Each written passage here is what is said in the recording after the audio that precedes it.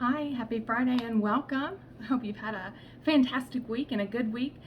Thank you for joining us. Thank you for coming back and being engaged with this mini series that we have going on. If you're new here, we are just kind of taking a walk in history from where the Church of Acts was in the scriptures that we've studied in Sunday schools and Bible schools and all kinds of things, from that place to where we are today. There's not a lot of coverage in the church about that stuff, so we're just kind of closing that gap.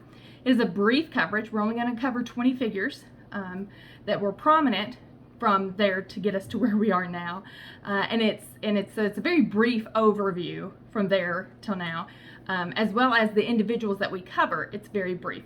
Our videos are 20-30 minutes long. It's not intended to be a college style lecture. It's just more of a hey, did you know? Or when the questions come up, now you'll have the answer.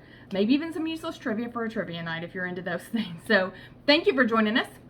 If you're interested in history, if you're interested in church history, if you kind of like to know the ins and outs of how we get to where you are, you have found your home. I encourage you to like, subscribe, make sure to hit that notification button. We upload every single Friday, and that notification button will just tell you when we have, because we do that at different times on Fridays, but always on Fridays. So that way you get a chance to see when the video's up and when you can watch it. We also encourage you to use the comments.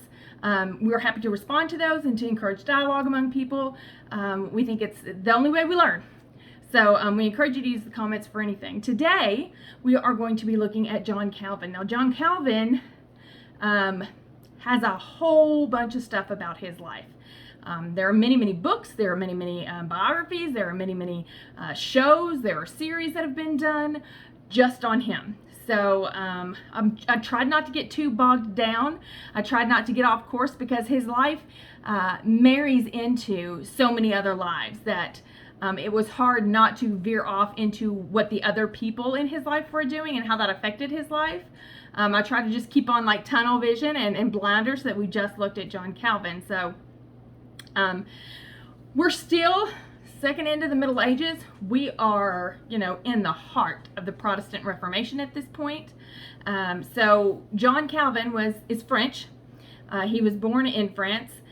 He was born on July the 10th in 1509. His parents were married, and he was the second of three sons that would survive. His parents did have more children, but they didn't survive for very far past infancy. They only had three sons survive. So they had Jean, and we call him John Calvin, and then they had Antoine, and they had a third son. I don't remember the third son's name, but he doesn't come up again. I guess they weren't close, or he lived far away. I don't know. We'll see Antoine mentioned a little bit later again, though. His father was a cathedral notary. He did a lot of work for the church. He was a registrar for the ecclesiastical court, which was just like the church court that kind of governed the church. Because remember, John Calvin was a big, big proponent of the separation of church and state. He thought, one could corrupt the other, so they shouldn't have anything to do with each other. And so even before he gets on the scene with his reformative ideas, that idea had been around. The court at this time held a lot more power because it was politically motivated. But his dad had a job here, and he did okay for himself. It wasn't a bad job to have, but his plans for his sons were that all three would go into the priesthood, which isn't surprising considering the role that his dad played for his occupation. Now, his mother was the daughter of an innkeeper, and she died in his childhood. I couldn't find any reason why, but there is record that she delivered 4 more children, and some implications that maybe it was childbirth. So she had anywhere from 7 to 11 pregnancies, and only 3 survived. So that's hard on the female body even now. Back then, when they didn't have the knowledge we have now, and the medications and the medicine that we have now, that would definitely play a bigger role. So she did die during Calvin's childhood, so he was pretty much raised by his father. At 12, he was a very bright, witty, outgoing, social kind of fella. He was able to express himself well. He was confident in those things. And he was able to earn a spot to be employed by the bishop as a clerk at 12 years old. He did very, very well there, and a noble family of good breeding and good background decides, hey, they're gonna be a patron for him. So he's cut his hair. He wants to symbolize that he's dedicated to the church. He's following the path of his daddy, that his dad wanted for him. And so he's, headlong into this idea. And so this rich family comes along, and they see the service that he's doing to the church. They see his dedication and how he's physically showing his dedication to the church. And they're just drawn to kind of support that. And so they enable him to go to college in Paris. And this is where, of course, he learns Latin. Excuse me, because that's the thing that they did then. They always go to learn Latin if they were going to be a scholar. And he got to go to Paris because of this well-off patron and learn from the absolute best in the field. It was a very tremendous blessing, and it was a good opportunity for him to learn that. He also would do some quiet studies on his own, and he would go to another college after that where he would study philosophy and kind of look at some of the classics and be educated in a little bit of humanism and this kind of stuff. While he's doing that, his dad realizes there's not a whole lot of money in the priesthood, right? And he's going to, at some point, get married and have children and need to provide for them. And so his dad pulls him out and says, you need to go to law school. There's money in law school. There's better opportunities being a lawyer. You can make more money being a lawyer. This is just a smarter choice. And so his dad pulls him out of those studies, the classical Latin and all of that kind of thing in preparation for the priesthood, and instead he has him go to law school. Just because he just wants Calvin to have financial security. I mean, like any parent does. It wasn't, because he had fallen out with the church or anything like that. He literally was just trying to think about what was best for Calvin and for his future as he kind of goes along. So eventually, in all of this, Calvin also learns Greek, which proves very fortuitous because, as we know, he's a popular reformer, and he would need to know Greek to be able to really break down the New Testament scriptures and to really study them and really base a lot of the things that he would come up with and the doctrines and the theology from the New Testament. Now, he has his conversion, like they all do. I have a couple of books that I refer to. I do like a Google online. I look at a couple of different resources there. I don't look at every single resource because then I wouldn't be able to do it every Friday. I would need more time. But with Calvin, there was so much from so many. So I tried to kind of just combine everything.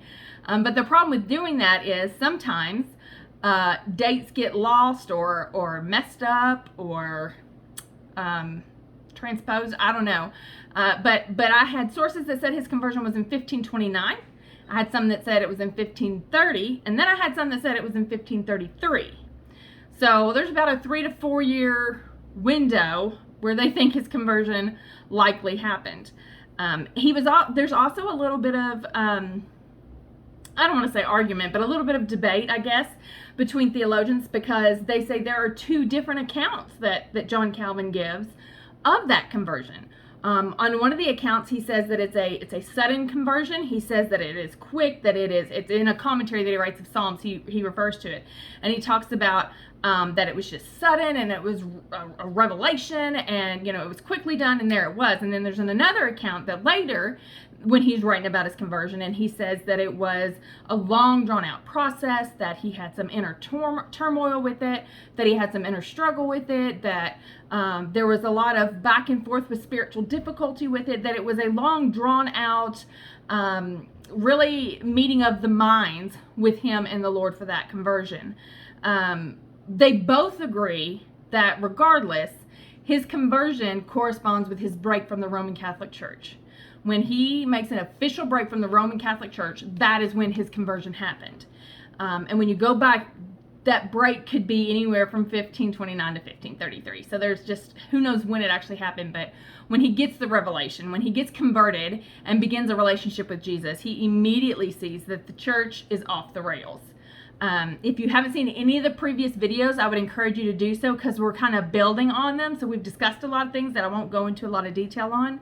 But at this point, the church is very much managing the government, and the church is very much depending on, robbing the poor to make the rich richer. They are buying people's salvation. They are making people pay them to be admitted into heaven. And so there's a lot of reform that is already happening because of, Martin Luther, and because of the guys that came before. Erasmus started doing some stuff, and we've studied all of those. So he's coming on the scene, and he makes his break from the church because he says, hey, they're right. There's nothing here that has enough substance to be worth following and to be worth representing. So he makes his break from the Roman Catholic Church at that time. He does continue and finish off his law degree. He gets his law license. That didn't have anything to do with his faith, really. It was just about giving him a background and something to fall back on for a profession. So he finishes that off. He gets that. He publishes his first book, which is just a commentary, and all of that happens in 1532. Now in 1533, he's back in Paris. He's traveled, he's been the collegiate student, he's left home, he's done all that kind of thing. 1533 finds him back in Paris, and he becomes good friends with a guy named Nicholas Cop. And that guy is a rector at the College Royal, which obviously John Calvin is attending and has affiliations with. And at this time, there are some rising tensions with the humanists and the reformers. There are those who think the reformers are all wrong. There are those who think the humanists are all wrong. There are those who think both of them are heretics from the Roman Catholic Church. And it's just becoming a very religious and politically charged environment because religion and politics were so deeply embedded in one another, you couldn't possibly separate them. And so that was causing heightened issues of tension. It was not uncommon for violent acts to occur by the church, for the church, and against the church, and likewise with politics and with government officials and things like that, because there was just such a mire of just gunk all kind of worked in together for that. But Cop is a reformer, and obviously that's not a good thing. Paris at this time is still very much Roman Catholic Church, and he uses his inaugural speech. I didn't write down the date. Sorry, I was looking to see if I wrote down the date. He uses his inaugural speech to encourage both renewal and reform within the Catholic Church. He's like, there's some dead ideas here, and there's a lot of stuff that really, really could and should be revised here. And so he uses his entire inaugural speech for the college that year just to wax on about this. Obviously, the faculty is very upset about this. They're like, this is not the place, this is not the time, and furthermore, that's heretical. You can't talk out against the church. You can't talk out and say what they're doing is wrong. Who are you? You're not God, They likened the Pope to God almost then, and so it was like, you can't say God's wrong. You can't say the Pope's wrong. You can't do that. That's blasphemy kind of thing. And so he was forced to flee. They ran him out of town. Well, because Calvin was affiliated with Cop, because Calvin was friends with him, had been seen with him, studied with him, had a good relationship with him, he was implicated by association.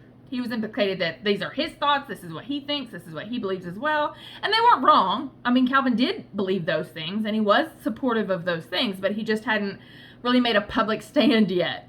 But they were like, you sleep with dogs, you wake up with fleas. So Calvin has to go into hiding for about a year after this as well to just kind of save his own neck.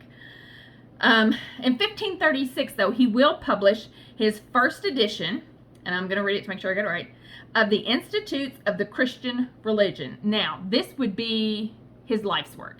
He will publish multiple other books. He publishes a lot of commentaries. He publishes a commentary on almost every single book of the Bible. You can go find them. He publishes a lot of writings and a lot of things. But this Institutes of the Christian Religion, he will revise throughout his career. And he will put out a second edition and a third edition and a fourth. It becomes his goal to make sure this is as complete and as whole and as foolproof and as simple and as available as possible. This is just going to be everybody's guide. Because at this point, all you have is the Roman Catholic Church. And so everybody's like, yeah, that's wrong. That's not right. So John Calvin comes on the scene and he sees a need for some kind of organization. We can't say the Catholic Church needs reformed and just say we're going to do whatever we want different from what that is. He says there has to be order. God is a God of order, not chaos. And so basically he's building the church as we know it today from the ground up. Like he's using scriptures and he's using personal experience and he's using studies and all of this to try to say, okay, as if the Roman church never existed. He's not pulling anything and modifying. He is just starting from the ground up and building this. And that's what this Institutes of the Christian Religion was. And so his first edition isn't very big. There's not a lot to it. But as he grows, excuse me, and the Reformation, so does it. And so he goes back and he changes things. He adds things. He takes some things out. You know, as he grows and figures stuff out, so does that. So that becomes a lifelong work for him. It's basically a defense of the faith. It is a doctrine, if you will, for all reformers to be able to refer to and to use. In June 1536, he makes his way back to Paris. And he goes there because he meets up with his brother Antoine that we talked about earlier. They have to settle his father's affairs. Dad has passed. So we've all lost a loved one or at least known someone who lost a loved one. And as terrible as the grief is, there's a business side to it. You have to, you know, if they owned property, you have to, if they had anything of value, and even if they didn't, there's still the business side of it. You have to shut down checking accounts. You have to, you know, close out whatever. And so there's, even back then, there were affairs to be handled. So he and Antoine are back in Paris and they're trying to settle everything out. There's not a lot there. His dad wasn't a rich man, but they're doing the business side of his death. And during this time, the church publishes the Edict of Caussy. And what this was, is it gave heretics 6 months to return to the church, to like renounce what they were thinking or what they were believing and come back to the Catholic Church and affirm that they believed that they were going to live that they were going to be faithful, loyal participants. And remember, and I said this in the last video and probably in a couple of videos before, at this point with the church, if you didn't 100% toe the line with them, you were a heretic. And that was punishable by being burned at the stake. And they often carried out that punishment. It could be that you were not a reformer. Maybe just one Sunday you got up and you were like, I don't think stubbing my toe and saying a curse word means I need to pay them $200. Well, you're now a heretic. And if they decide that that means you're going to encourage or influence somebody, you're now enemy number one and they're going to get rid of you. They're coming the attacks are coming in on them from all sides, from a lot of different places, and they're seeing the writing on the wall. And so they're just kind of closing ranks and doing what they can do to kind of hold on to power. It's desperate, but that's where they're at. And so they come out with this edict and they're like, listen, if we've called you a heretic, if you've been out there kind of sampling the reforming waters, if you've kind of gone to a few of those libertines and what they're doing, you've got 6 months to come back here and you'll be okay. You know, we're not going to pursue penalties to you. We're not going to make you start all over in your faithful walk. You've got 6 months that you can come back and fix this. And so when they were doing that, and it was successful, there were a lot of people that returned to the church when that happened. Calvin just realized there wasn't a future for him in Paris at the time. It wasn't a place for reformers. They were really coming down hard on them, and people were afraid still to kind of step out and believe that. So he's like, there's no point in staying where nobody wants me here. They don't want me here. I don't want to be here. I can't do any good here. My hands are tied. So he decides, with the edict and the success of that edict, he's gonna head out of town. So he decides that he's gonna go to Strasbourg in Germany. Now this was a very free city within the Roman Empire. It was a home to a lot of refugees for the reformers from like Paris and different places. And so Calvin's like, that's where I need to be. People in Paris, just like me, are fleeing to Strasbourg. So it'll be like my home away from home. That's where I'll go. That's where I'll listen. That's where I'll learn. That's where I'll teach. That's my goal. I'm going to Strasbourg. So he decides he's going to head out to Strasbourg. There are some military moves going on. Obviously, we know the 1500s had wars. And because of different routes being blocked from military strategies, he had to kind of take a detour through Geneva. And in his mind, it was kind of like when we take a plane and we have a layover. Right? If I want to get to Florida, but my flight has a layover in Georgia, and then I get to Florida, my layover might only be an hour and a half. You know, it's not, so I don't think, I'm not going to stay in Georgia. I'm not going to vacation in Georgia. I'm going to Florida, but I know in my itinerary, I'm probably going to have to spend some time there to get to where I want to go. So John Calvin was like, well, I'm going to have to go through Geneva, but it's to get to Strasbourg. I'm not going to stay there. There's nothing there for me. There's no purpose, but that's just a way to get to where I need to go. And that's where his mindset was. But he ends up in that one night that he was only going to stay in Geneva. Isn't it funny how God works like that? He ends up meeting a fellow French reformer named William Farel. Now, William is a very persuasive man. William does not take no for an answer.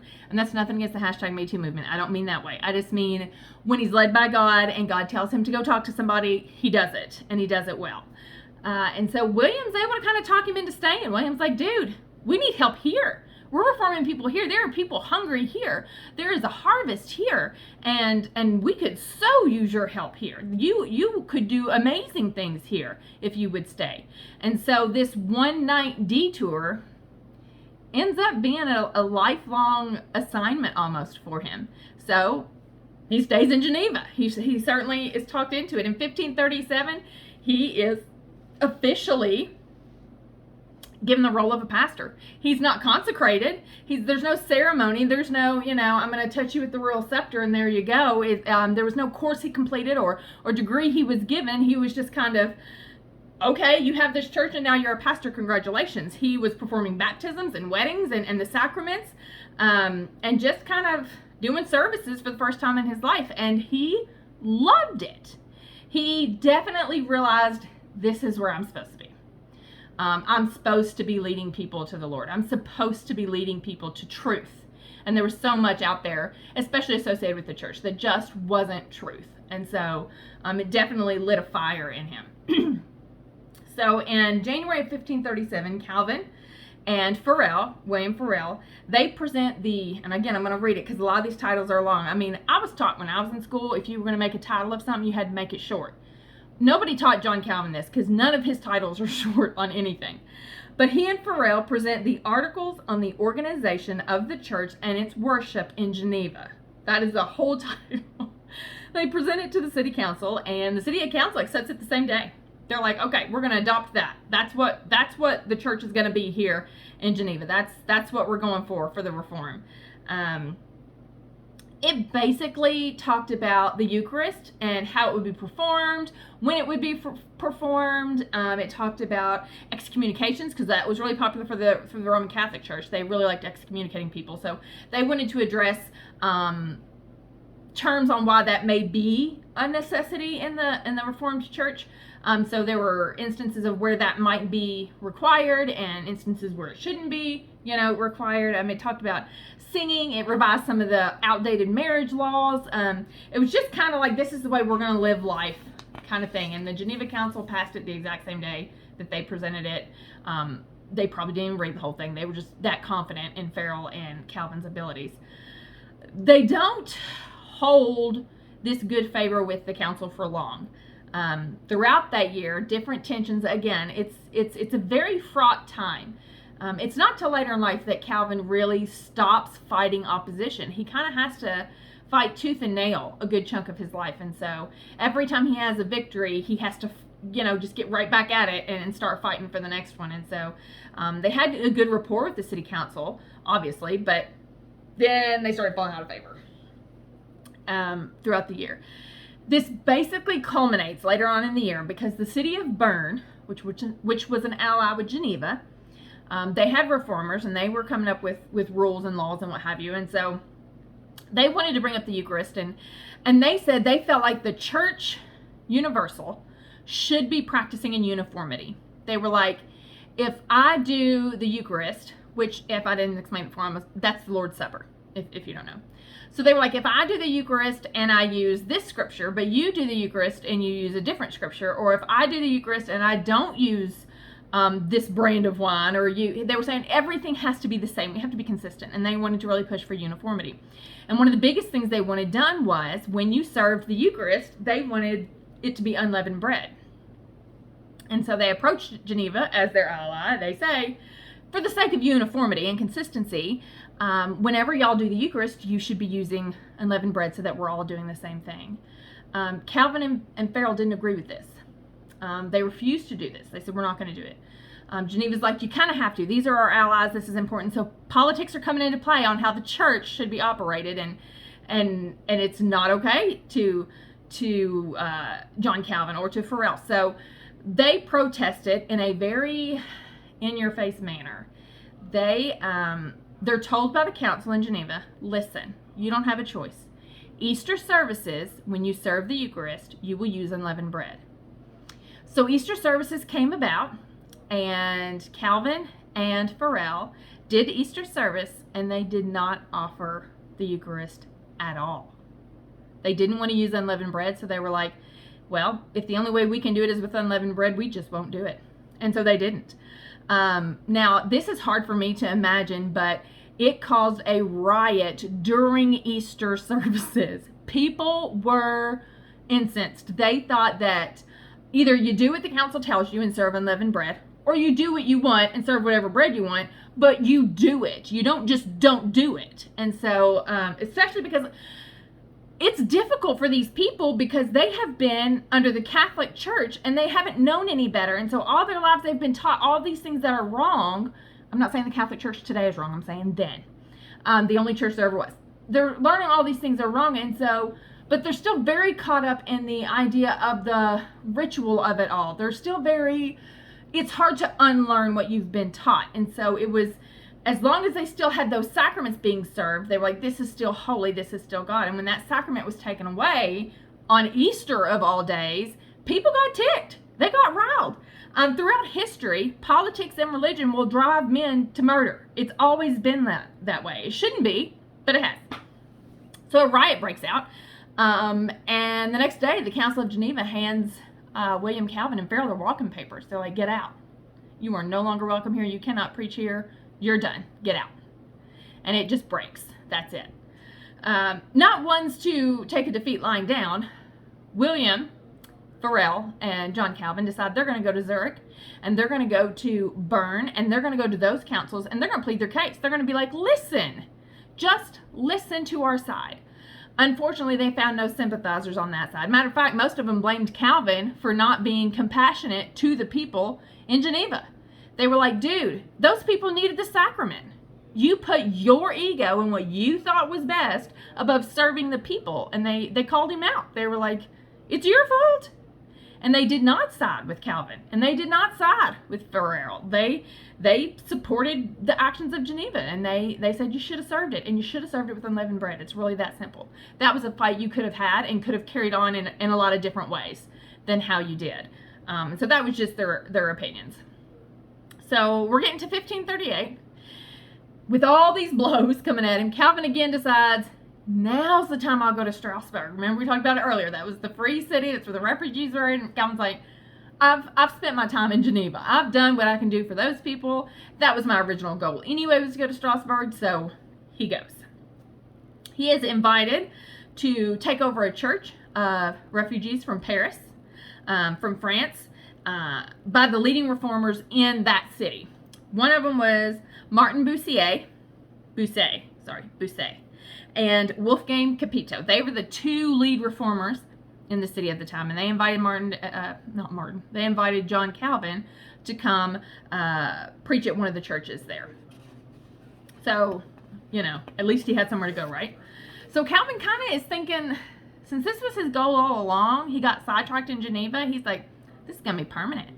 So he goes ahead and he applies for citizenship. He gets citizenship. He's, this is where I was headed. This is where I was supposed to be anyway. I'm going to, put down roots here. He preaches at the St. Nicholas Church there. Now, that was his home base. His offices were there. He preached at there the most, but he also attended a bunch of different churches in the area. He preached at a lot of different churches in the area. He was very open to sharing the message and getting the word out. But St. Nicholas would end up being his kind of home base. It would be this is where would be his home church, if you would, and he acted as an evangelist for the other guys. And this church boasted about 400 to 500 members. And I know a lot of you probably have double that, but at Living Grace, we do not have that many. So for me, that's a huge crowd. And back then it probably was too, because again, you're in the 1500s, and to get that many people to show up on a Sunday, that's pretty impressive. So we're in the time frame of 1538 to about 1541, and he's successful. He's okay in Strasbourg. And friends start hearing wedding bells. Friends are like, you need to get married. I know what you need. You need a wife. You need somebody who's going to take care of the domestic affairs. We know what you need, and you need to get married. Calvin is very resistant. He is not interested in getting married. He has no plans to get married. He hasn't thought about getting married. There's nobody he's had his eye on. He's very like, no thanks, I'll pass. But his friends are persistent, and they begin parading women to him and offering them up like a smorgasbord. They bring them to dinner. They make him meet them at church. They meet him at the store, on the market. I mean, they were just constantly, here, meet this lady. Here, meet that lady. Here, meet this guy's daughter. Here, meet this guy's sister. And it was just a constant slew of women for him to hopefully get interested in and marry. Finally, there comes a girl that's from a very noble family. She's of good birth, and they want Martin to marry, or why do I keep saying Martin? They want Calvin to marry her. And so Calvin finally, they've just wore him down. And he's like, fine, I'll marry her if, on the condition that she learns French. You have to remember, Calvin's native tongue is French. He's from France. And so he was like, I can't have a wife in my home at the end of the day that I can't converse with. Because obviously he would default back to his native tongue. So he says, all right, fine, I'll marry her, but she's got to learn French. She agrees. Now, the wedding was set for March of 1540, and it doesn't happen. Calvin just drags his heels. He makes comments that he doesn't want to get married, that he would be half-witted to get married, and he's very against this, telling everybody he doesn't really want to do this. And so the wedding date comes and it goes, and it just doesn't happen. Now, this next part, as a woman, I'm just like, dude, really? I think it was a jerk move. It's up to you to make your own ideas. But he goes on and on about that. But later on in August, he marries a widow named Adelette de Bure. Adelette. And he marries a widow, and she has 2 kids. So all year, you hate marriage, you're not going to get married, you're not going to get married. You're going to tell this girl you'll get married to her if she learns French. You don't marry her on the wedding date, and in August, you're married. I'm like, you strung that poor girl along and her family knowing and lying about it, because if you married her in August, you met her before then, kind of thing. And so I think that was kind of a jerk move for Adelette, as well as the noble girl that we didn't get a name for. Regardless, he would love her, he would marry her, they would be happy and live happily ever after. The end. I'm just kidding. They do get along well. It's a good marriage. There's no quarrels or anything that happens in the marriage. They're a good fit. So he does end up saying, okay, marriage isn't as bad as I thought it was going to be. Kind of thing. Unfortunately, Adelette cannot give him any children. She does have pregnancies. She does have births, but none would survive infancy. They just, for whatever reason. She has the 2 children from the previous marriage where she's a widow, where the husband passed. But for whatever reason, there's no children that can live. She gives birth prematurely, and it dies shortly after. So she's able to conceive. She's just not able to do a full-term healthy baby that could survive infancy. Not for lack of trying, but they just don't. And so John Calvin won't have children for his life. There's not a direct heir to his line. But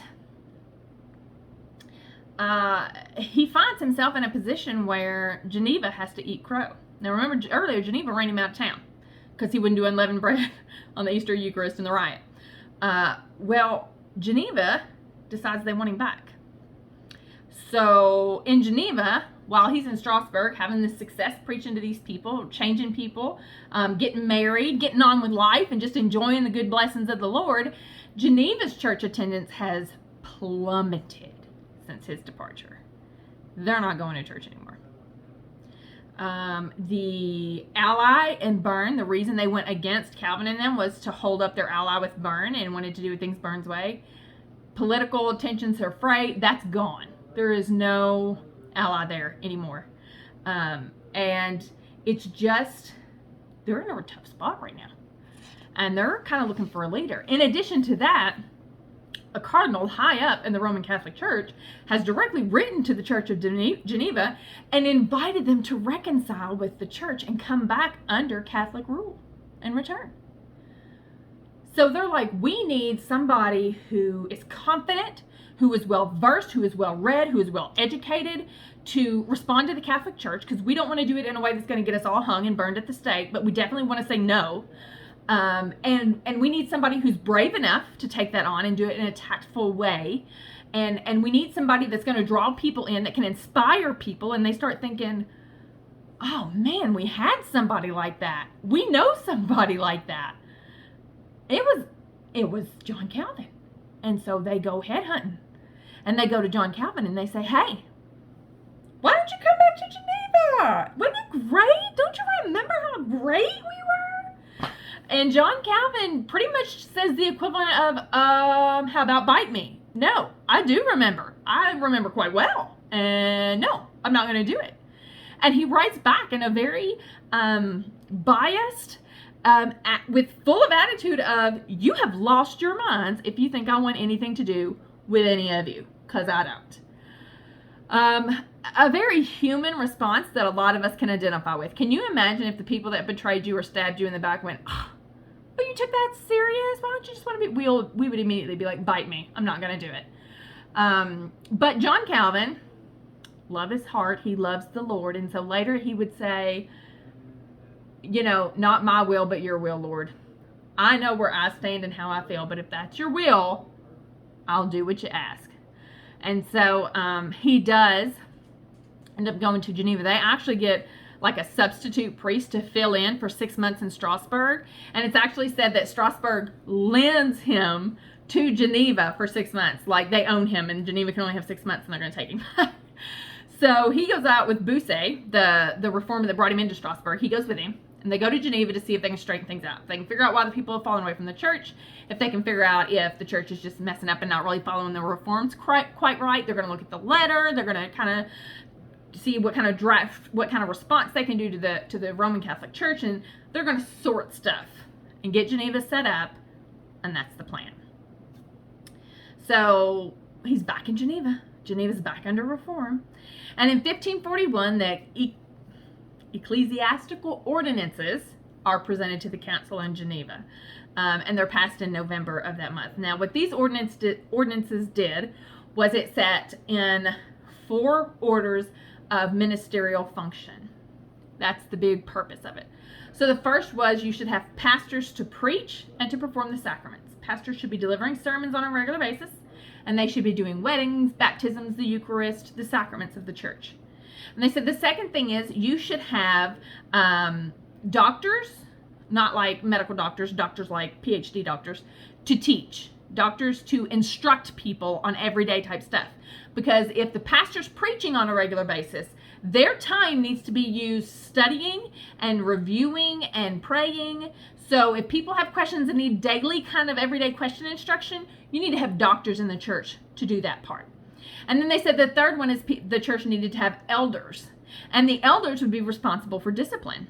The elders would be responsible for making sure everybody's doing what they're supposed to be doing. The pastor is preaching. The deacons are deaconing. The doctors are instructing. It's their job to make sure everybody's doing what they're supposed to be doing, and doing it in the correct way. And then the fourth one was, so we had pastors, we had doctors, we had elders, we had deacons. And the deacon's job was just to see to the poor and needy. It was just to make sure those who didn't have, had. It was to make sure they didn't starve, that they didn't go hungry, that they had a safe place to sleep at night. It was their job to minister to the less fortunate and bring them into the church. So it just kind of broke up the jobs of the church, because they were like, you've lost church attendance because your church is all over the place. Nobody knows what anybody's doing. So we're going to set out these ordinances, follow them, and you'll have some structure here. So that's kind of like what they did to kind of get the church back on track, get the membership back up, get the attendance back up, get the engagement back up into the church. While in Geneva, Calvin would always preach at the St. Peter's Cathedral. That was just his go-to place. I don't know if maybe it was located better to serve more people at once or what, but that was just where he preached. During this time, his stay in Geneva extends way past 6 months. He will preach over 2,000 sermons during this stint in Geneva.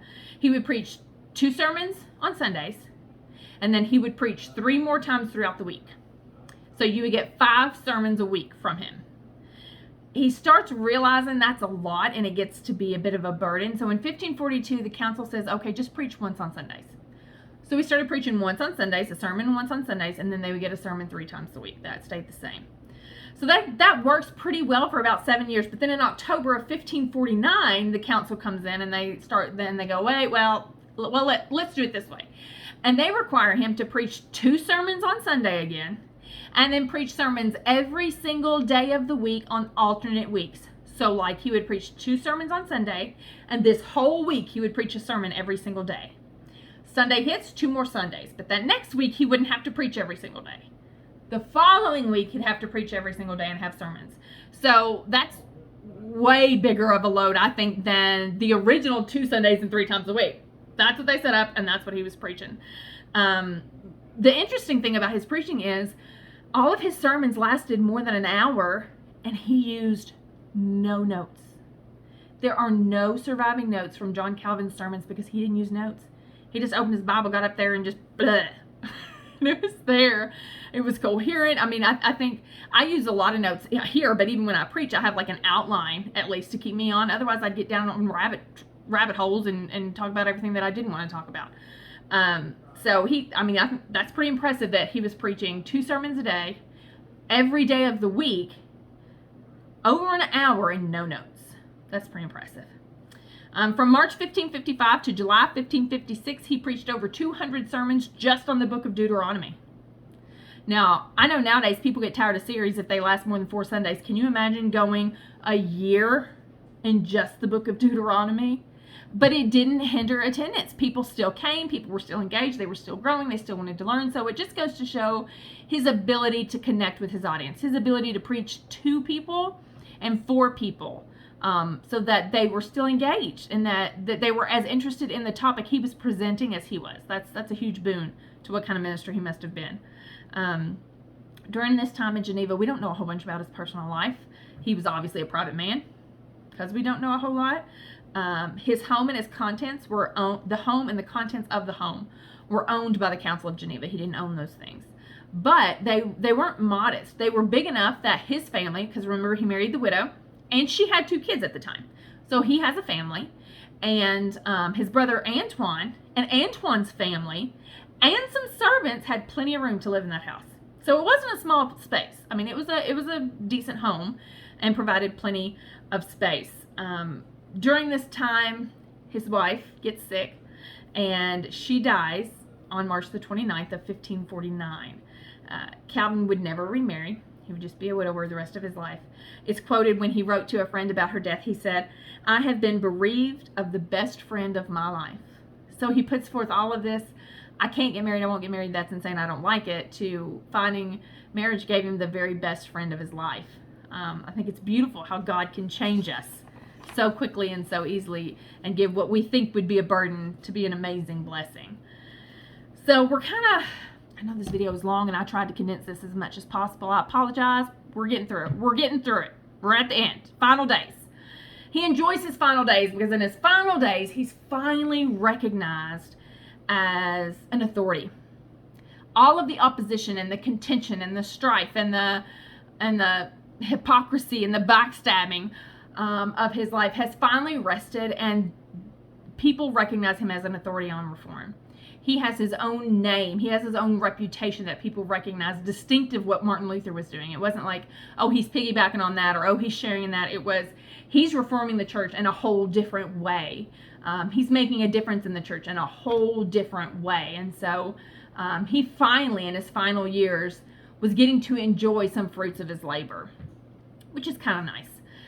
In 1558, he gets sick. He gets real sick. He gets feverish, and there's some talk that this is it. This is the final days.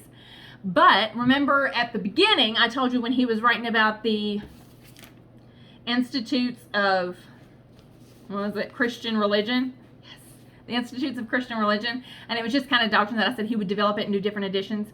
Well, in 1558, he gets sick, he gets very feverish, people are worried he's going to die, but he hasn't finished the final edition. He's got like 20 more chapters, and he's got like so much more that needs to be put in there. And so he just mind over matter says, I can't die. I have to finish this. I have to finish this. And so he doesn't. he recovers. So it's a touch and go, almost think he's going to die. And he was like, I've got work to do. You know, the Lord's not done with me yet. And so he does recover from that to finish the Institutes, the last edition of the Institutes. Now, it's short-lived because about 6 years later, he strains his voice while preaching. That's easy to do, especially when you get overly excited. But he does it to the point that it causes a violent coughing fit. It kind of dries his throat out. He doesn't have anything to drink, and it's just this, you know, it racks his body, crack a rib coughing fit. And when he does that, it busts a blood vessel in one of his lungs. It doesn't immediately kill him, but his health from then on does a dramatic downhill slide. He would not come out of it this time. He has finished the Institutes at this time. In February 6th of 1564, he will preach his final sermon in St. Pierre's Cathedral.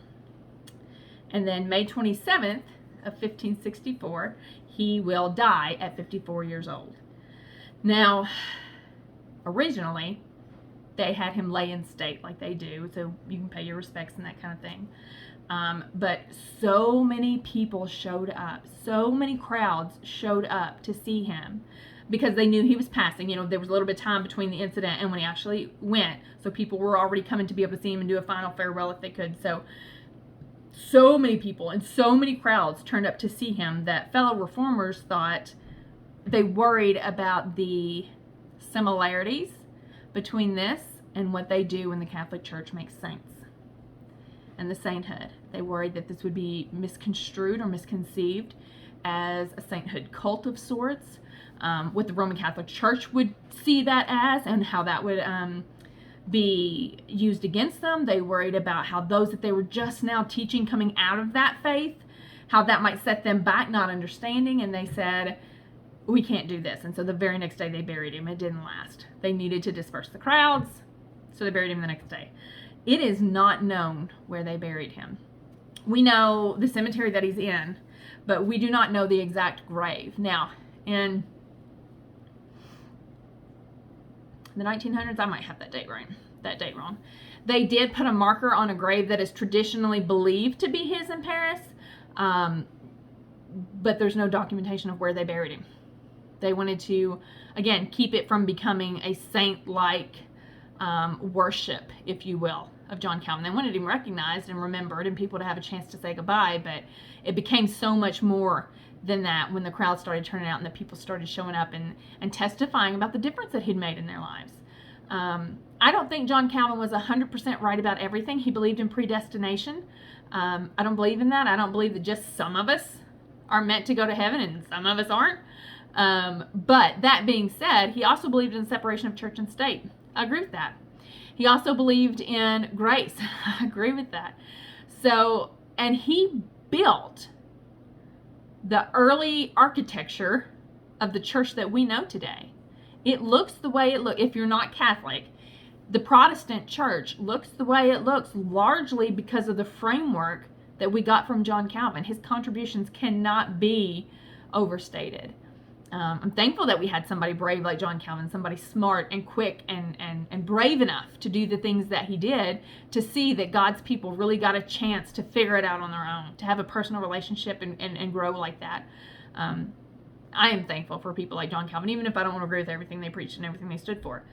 I hope you enjoyed this video. It's a lot longer than any of the others, and hopefully it'll only be the longest and we won't have any longer. There was a lot to get into, and I still left a whole bunch out. But I do appreciate you joining us. I'm Pastor Joe with Living Grace Church. We're so glad you joined us this Friday. See us next Friday when we do the next one. Y'all have a great weekend.